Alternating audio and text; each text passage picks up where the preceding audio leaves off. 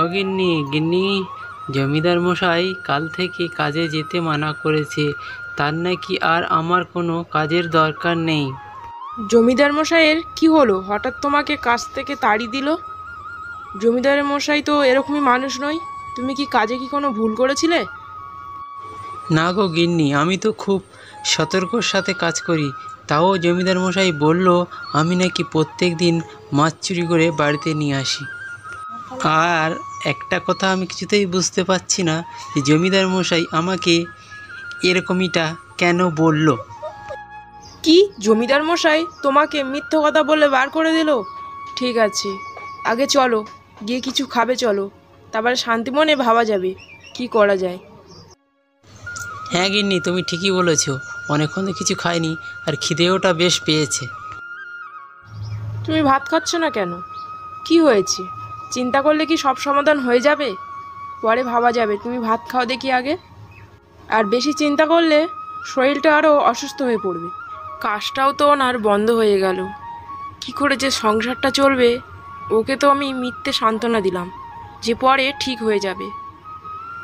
যে করেই হোক নতুন একটা উপায় আমাকে বের করতে হবে। এদিকে মাসে মাসে ছেলেটাকে টাকা পাঠাতে হয়, টাকা না পাঠালে পড়াশোনা এদিকে বন্ধ হয়ে যাবে। আর চিন্তা করে কিচ্ছু হবে না, যাই গিয়ে শুয়ে পড়ি, সকালটা হোক তারপর দেখা যাবে।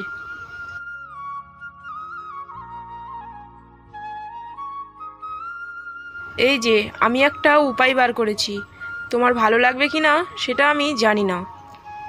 আচ্ছা গিন্নি, তুমি বলো দেখি শুনি।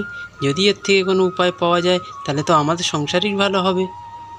আচ্ছা, আমাদের তো কোনো আর জমি জায়গা নেই, থাকার মধ্যে পড়ে আছে শুধু এই উঠোনটুকু।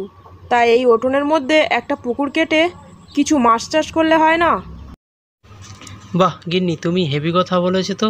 ঠিক আছে, আমাদের মাছ আমরাই চাষ করব, আবার আমরাই বাজারে গিয়ে বিক্রি করব। আর কারোর বাড়ি গিয়ে কাজ করে বা তার গোলামি খাটতেও হবে না।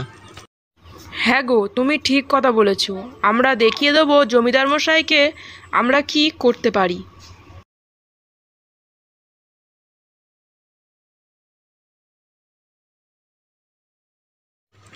এরপর চাষি তার নিজের পুকুরের মাছ বাজারে বিক্রি করে